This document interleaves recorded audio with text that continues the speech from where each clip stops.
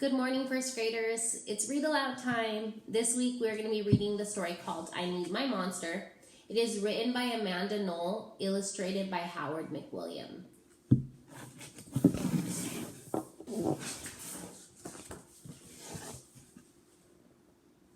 Here we go. Tonight when I looked under my bed for my monster, I found this note instead. Gone fishing, back in a week, Gabe. What was I going to do? I needed a monster under my bed. How was I supposed to get to sleep if my monster was gone?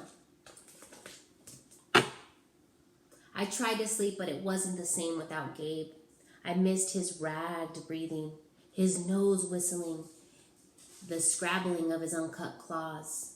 How would I ever get to sleep without Gabe's familiar scary noises and spooky green ooze? It was no use.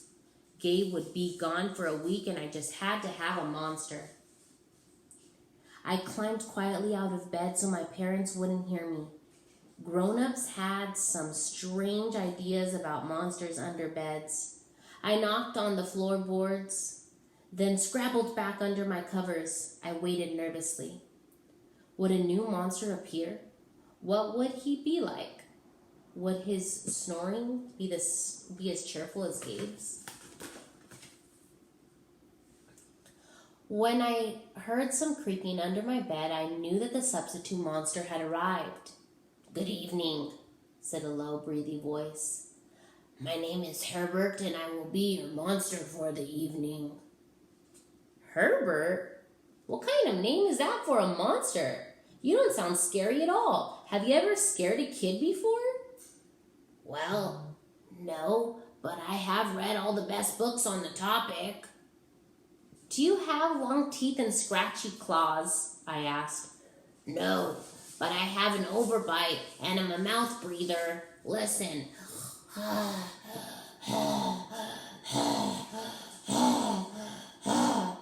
Herbert's panting was kind of scary, but it wasn't scary enough for me.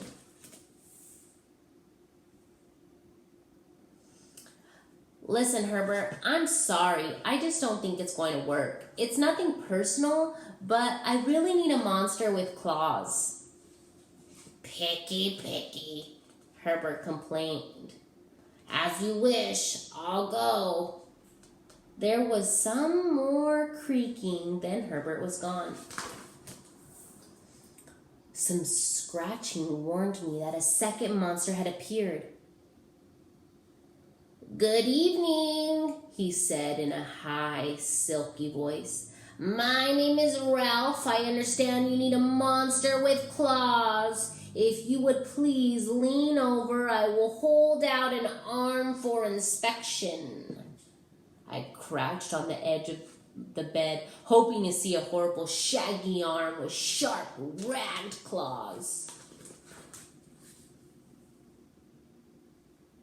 Instead, I was surprised to see sleeky, brushed fur with smooth, shiny claws. Excuse me? I don't mean to be rude, I asked, but is that nail polish on your claws? Yes, it is, Ralph replied. I believe professional monsters should always be well-groomed. I could tell that this was not going to work either. I'm sorry to disappoint you, Ralph, but I need a monster with scary claws, like Gabe's, I thought. I heard some more scratching, and I knew Ralph was gone. A minute later, a third voice from under the bed rasped, Check out these claws, kid. I gathered my courage and peeked over the edge. The claws were impressive. Jagged and dark and razor sharp. So far, so good. I was a little nervous. Could you stick out your tail? I whispered.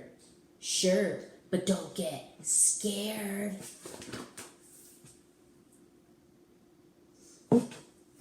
I peeked through my fingers at the slimy tail that slivered over the foot of my bed.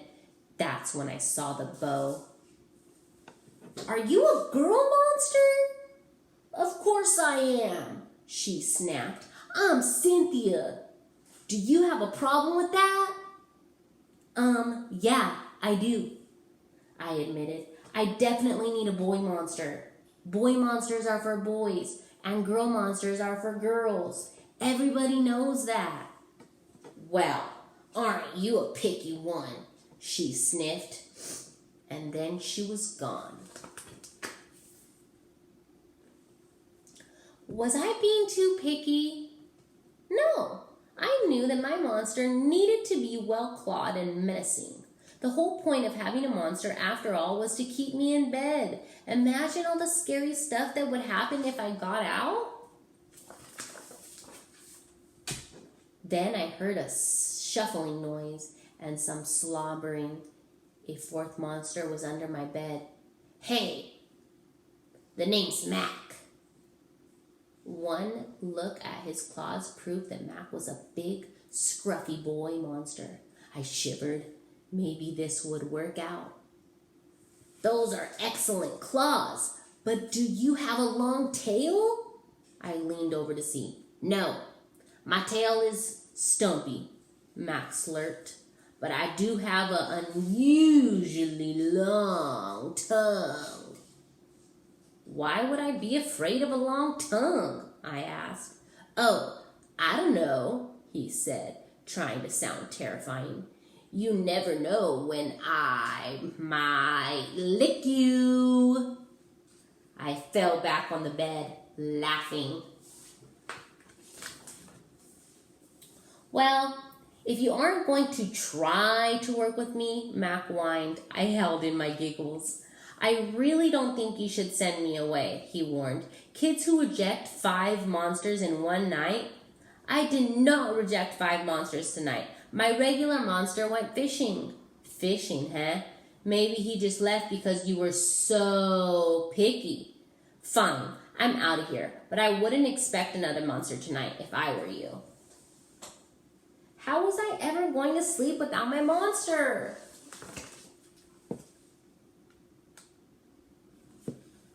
I was surprised to hear more creaking under the bed, loud creaking with scratching. I thought no more monsters were going to appear tonight, I said. Sorry I'm late, kid. Phew, it was Gabe. I thought I would enjoy fishing, but I didn't, he explained. Those fish scare too easily, no challenge at all. You, however, are challenging, my friend. You're almost too old to be afraid of monsters. You keep me on my toes. Ah, toes. A delicious snack. The bed quivered as Gabe's stomach rumbled with hunger. Now, if you don't mind, I'd like to start the evening with an ominous puddle of drool. I peeked over the edge of the bed. Green ooze spread soundlessly from underneath. Then the bed trembled as Gabe unfurled his spiked tail. He was daring me to guess where he might pop up. I shivered.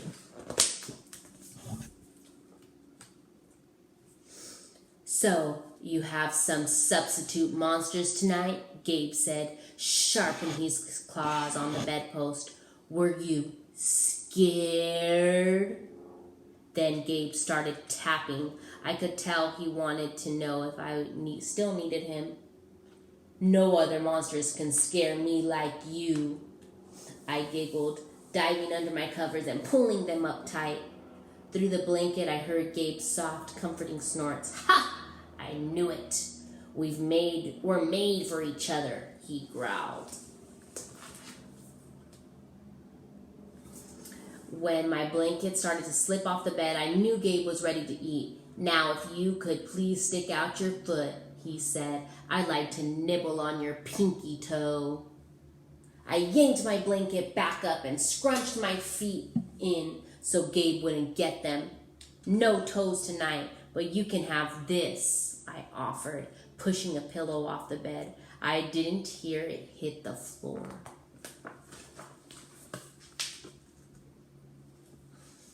Gabe was back. The ooze was perfect.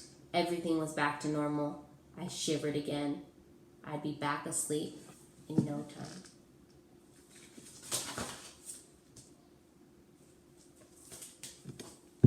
First graders, I hope you liked that book. Tell me in the comments below what was your favorite part, or you can write me a message and tell me what you liked best. Have a great weekend. I miss you guys so much, and I'll be back next week with another Read Aloud. Bye.